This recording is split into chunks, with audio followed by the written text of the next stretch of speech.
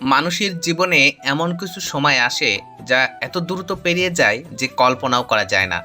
অনুপদা এবং ম্যাচের ছোট ভাইদের সাথে সময়টা ছিল তেমন একটানা হাসি, ঘোরাঘুরি আর মন ভালো করা মুহূর্ত।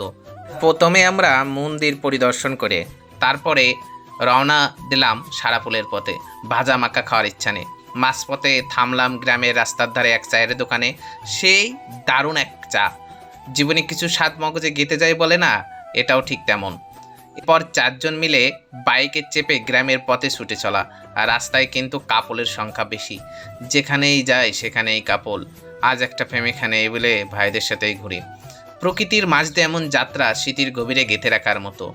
একটা কথা বারবার মনে পড়ে, দিন হয়তো ছোট কিন্তু মানুষের কর্ম যেন কখনো ছোট না হয়। তাই এমন কিছু করা উচিত যেটা মানুষের মনে গেঁথে থাকে। এরপর এলো সেই স্পেশাল চা মাখা খাবার মুহূর্ত। একজন কাকা প্রথমে ভাজা, ঝাল, সরিষার তেল, ধনিয়া পাতা, পেঁয়াজ, মরিচ ইত্যাদি একসাথে মিশিয়ে খুব যত্ন করে মাখিয়ে দিলেন। এর মাঝে আমি একটু নিজেদেরকে দেখিয়ে নিচ্ছি। আমি পাশে অনুপদা, তার পাশে সুমন, তার পাশে তুষার। ঝাল মাখাটা ছিল কিন্তু স্বাদে অসাধারণ, আর দামও ছিল কম, মাত্র 20 টাকা।